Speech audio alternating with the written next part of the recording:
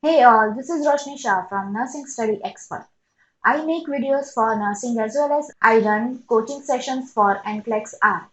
If you are watching my videos for the first time, please press that red subscribe button and hit the bell icon so that you will not get notified whenever I put a new video.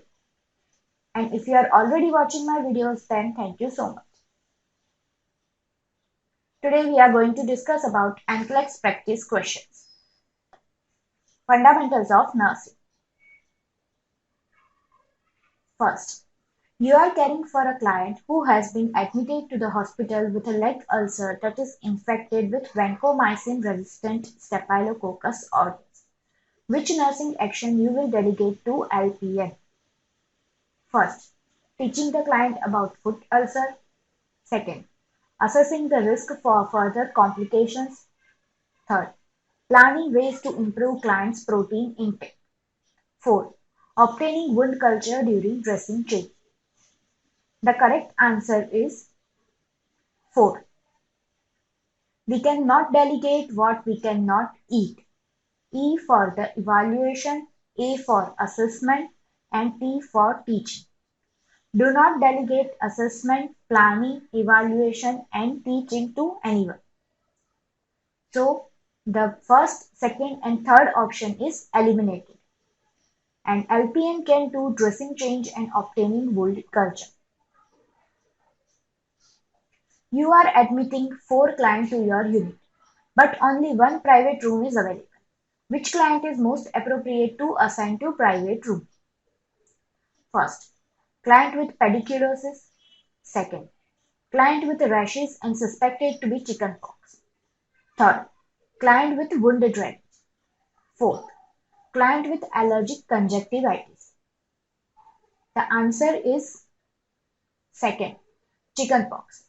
Chickenpox is an airborne precaution, while pediculosis, wound drainage requires contact precaution, and allergic conjunctivitis is due to allergic response, and it requires standard precaution. A client is admitted to your unit for chemotherapy. To prevent an acid-base imbalance, which finding would you instruct the UAP to report? First, hair loss during the morning bath. Second, ulceration on tongue. Third, repeated episodes of nausea and vomiting. Fourth, failure to eat all the food on breakfast tray. The answer is third. Nausea and vomiting can lead to alkalosis in the body, as all the acidic content of the stomach is excreted in the vomitus. So it will leave only alkalinity in the body. And ulceration on the tongue, hair loss, and eating only little amount of food will not lead to acid-base imbalance. The nurse is caring for the child with hydronephrosis. Which assessment should the nurse perform to obtain the most accurate determination of fluid balance? A. Measuring the child's intake output. B. Weighing the child on same scale. C. Assessing for the presence of edema. D. Evaluating serum electrolyte results. The answer is B. Best assessment for the fluid balance is measuring weight on the same time after first bowel and bladder movement in the morning on same scale. A client is to receive lactate ringers 1000 ml IV to be delivered over 8 hours.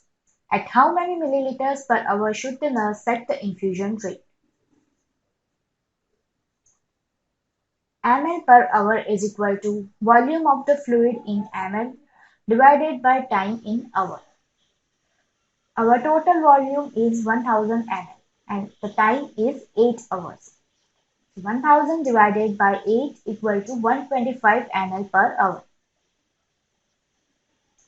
The client being admitted to the emergency department reports feeling weak and having almost passed out. The client was gardening in an outside temperature of 100 °F. Assessment findings reveal poor skin turgor, dry and dull mucous membrane, heart rate 120 beats per minute, blood pressure 92/54 mm of Hg. Which problem should the nurse identify as priority? A. Decreased cardiac output. B. High risk for fall. C. Fluid volume deficit. D. Impaired mucous memory. The correct answer is C. Fluid volume deficit. Poor skin turgor, dry and dull mucous membrane, tachycardia, tachypnea and hypotension is a sign of dehydration. More of that, client was gardening outside in a temperature of 100 degree Fahrenheit, which can also lead to dehydration. The nurse is assessing a 10-year-old client with acute renal failure. Which electrolyte imbalance should be the priority concern for the nurse? A. Hypercalcemia. B. Hyperkalemia. C. Hyperphosphatemia. D. Hypernatremia.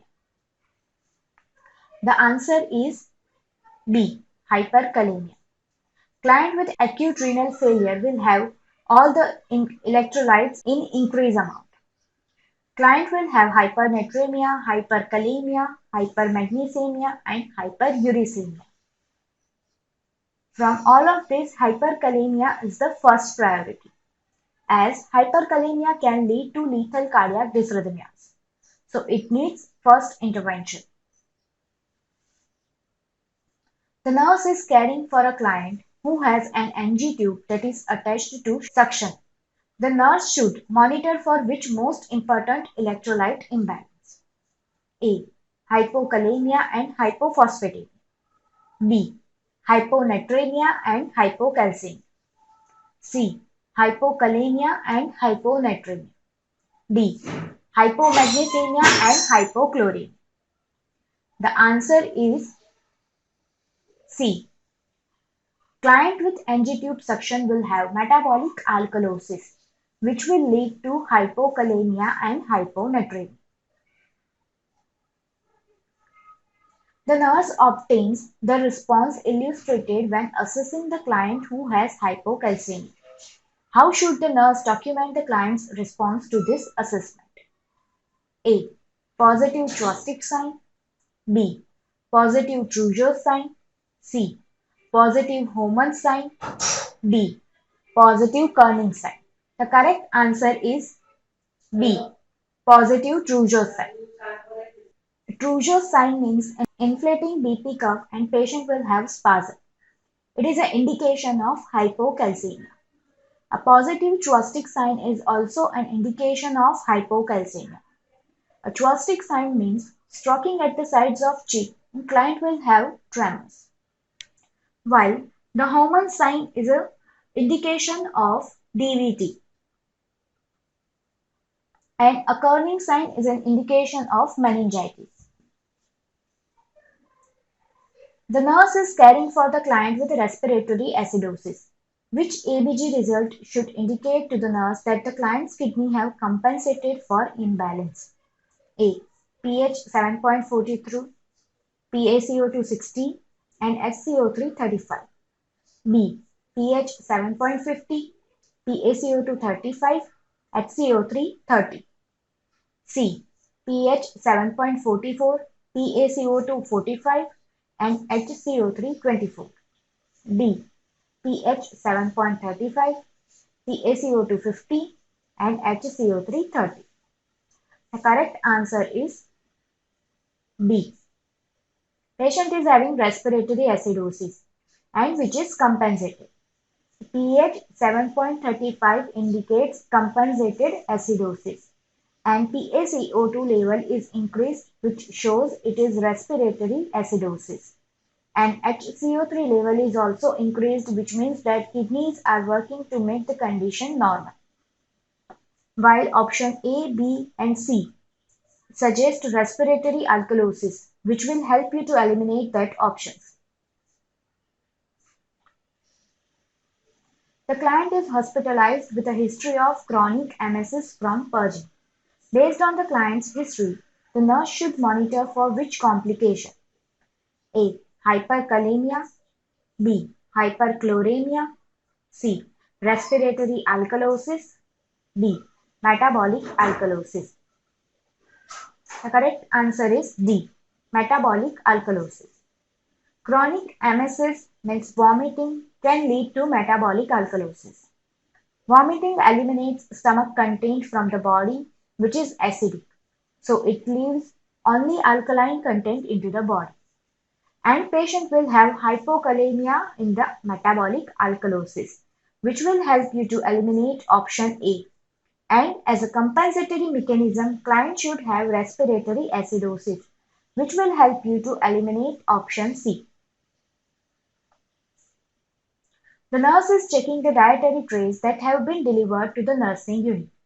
A client of Orthodox Jewish faith has received a tray containing chicken dinner with vegetables, tea, and a carton of 2% milk. What action by the nurse is best? A. Remove the chicken from the delivery tray. B. Have the dietary department replace the entire milk tray. C. Instruct a nursing assistant to deliver the meal tray after removing tea. D.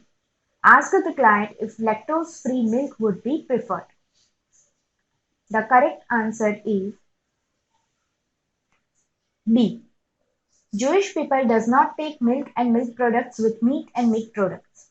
In that case, replacing the entire tray will be the best option. Removal of chicken or tea from the tray is not enough. A male nurse needs to check the vital signs and oxygen saturation level of a female client from a different culture. As the nurse approaches, the client moves to the other side of the bed and draws up the blanket. What is the best nursing action at this time? A. Ask a female nurse to perform the procedure. B. Perform the assessment without acknowledging her reaction because she will adjust over time to hospital procedures. C. Before touching the client, explain the procedure and ask for permission to continue. D. Invite a family member to be present and to assist with the oxygen saturation reading. The correct answer is C. Client's behavior shows that she has some hesitancy and anxiety with opposite gender healthcare professional. Asking a family member to be present will not help. Directly we cannot assume and ask a female nurse to perform the procedure. Performing the assessment without acknowledging patient's behavior is non-therapeutic approach. While explaining the procedure may relieve client's anxiety, and asking the permission before the procedure is the best approach. A client has been diagnosed with disseminated herpes zoster. Which personal protective equipment will you need to put on when preparing to assess the client? Select all that apply. A. Surgical face mask. B. N95 mask. C. Gown. D. Gloves. E. Goggles. F. Shoe covers. The answer is B, C, and D. Disseminated herpes zoster requires airborne precaution. Airborne precaution needs N95 mask. And while assessing a patient, wear gloves and gown as well. Disseminated herpes zoster patient will have skin rashes in the cluster region, and it might be oozing. It requires airborne plus contact precaution. You are the charge nurse on the medical unit. Which infection control activity should you delegate to an experienced UAP? A. Asking client about immunosuppressive medication. B. Assessing patient for vision impairment before ambulation. C. Demonstrating correct hand washing to client's visitor. D. Disinfecting blood pressure cuff after clients are discharged. The answer is D. Asking patient about medication is an assessment. An RN cannot delegate assessment teaching to UAP, which will help you to eliminate option A, B, and C. While UAP can do disinfection of the BP cuff. You are preparing to insert a PICC line in a client's left forearm. Which solution would be the best for cleaning the skin prior to PICC line insertion? A. 70% isopropyl alcohol. B. povidone iodine. C. 0.5% chlorhexidine in alcohol. D. Betadine followed by 70% isopropyl alcohol. The answer is C. 0.5% chlorhexidine in alcohol is the best solution for skin preparation before PICC line insertion. A 7-year-old weighs 60 pounds and is to receive 1640 ml fluid in 24 hours. Drop factor is 15 drops per ml. At what rate the nurse should administer? Drops per minute is equal to total volume in ml divided by time in minutes into drop factor. Total volume is 1640 divided by time in minute is 24 times 60 into 15 drop factor is equal to 17 drops per minute. Here, the baby's weight is only given to confuse you. A cardiologist prescribed digoxin 125 microgram by mouth every morning for a client diagnosed with heart failure. Pharmacy dispenses tablets containing 0.25 mg each. How many tablets should nurse administer in each dose? The dose is equal to desired dose divided by available dose on hand. The desired dose is 125 microgram and available dose in the pharmacy is 0.25 milligram. Convert the milligram into microgram. 1 milligram is equal to 1000 microgram. So 0.25 milligram will be 250 microgram. 125 divided by 250 will be 0.5 tablet, means a half tablet. The nurse is caring for a client with disseminated intravascular coagulation who is receiving a unit of packed red cells. 30 minutes after the start of the transfusion, the client reports chills and flank pain. The nurse should first A. Flush the intravenous tubings with normal saline. B. Stop the transfusion. C. Assess the client's vital sign.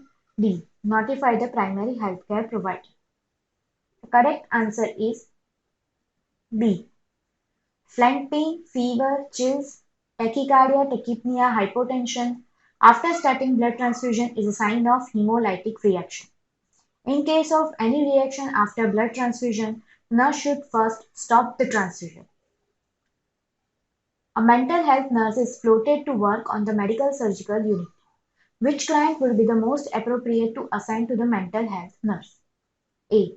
4-hour post-operative client following cholecystectomy. B. Has a dehydration and needs IV fluid. C. Has a mechanical ventilation and needs to be suctioned. D. Is in the traction for a broken femur. Answer is B. Nurse from the mental department can handle a patient with IV fluids, while immediate post-operative patient, client with mechanical ventilation, and broken femur requires some knowledge from that area. I hope you liked my video. If you like my video, don't forget to like, comment and share it with your friends. If you have any suggestions, please mention in the comment section below. Thank you.